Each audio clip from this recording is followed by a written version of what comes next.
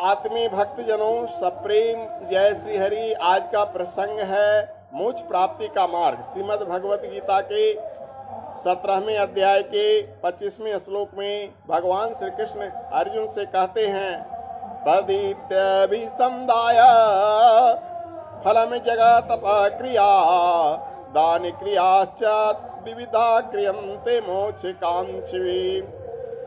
तत् यानी उस भगवान के बारे में कहते हैं कि परमात्मा के लिए सब कुछ है। ऐसा मानकर मुक्ति चाहने वाले मनुष्यों द्वारा फल की इच्छा से रहित होकर अनेक प्रकार की यज्ञ और तप रूप क्रियाएं तथा दान रूप क्रियाएं की जाती है।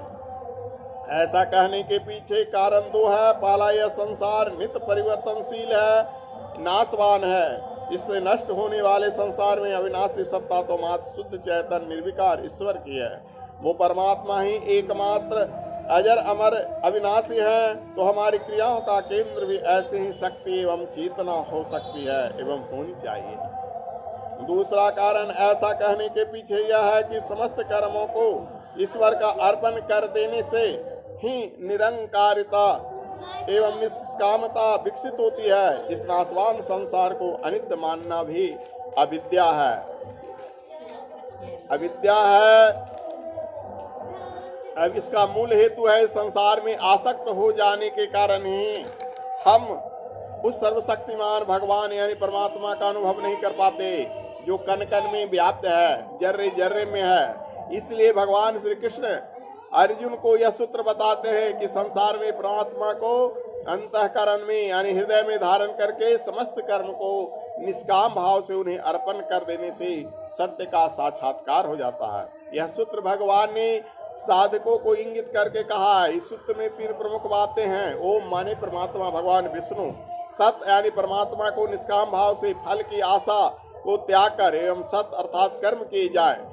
इस तरह से ये तीनों शब्द परस्पर गुथे हुए हैं और साथ साथ मिलकर यह संदेश देते हैं कि संसार रूपी दुखों को मूल से सदा सर्वदा के लिए मुक्त होने का आधार ये 3 सूत्र ही हैं।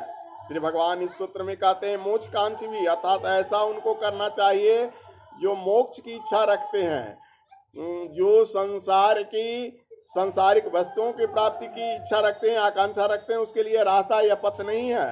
तत्व का अर्थ होता है मैं भाव त्याग देने से, तत्व का अर्थ उस परमात्मा के प्रति अपना सर्वस्व समर्पित कर देने से होता है। ऐसा वही कर सकता है जिसने मोक्ष की कामना धारणा कर ली। ऐसे लोगों के लिए क्रियाओं को करने का आध्यात्मिक आधार निष्काम भाव हो जाता है। इसलिए भगवान इस श्लोक में कहते हैं, फलम अनभिसंधाया, अर्थात फल की आसक्ति न रखते हुए ये सारी क्रियाएं संपन्न की जाए। जो ऐसा कर पाने में सफल होते हैं वे ईश्वर प्राप्ति के अधिकारी बन जाते हैं। भगवान कृष्ण के द्वारा अर्जुन को दिया यह संकेत हर उस साधक के लिए दिशा निर्देश है जो मोक्ष प्राप्ति के मार्ग पर पथिक है, माने चल रहे हैं। बोलो वृंदावन बिहारी लाल की।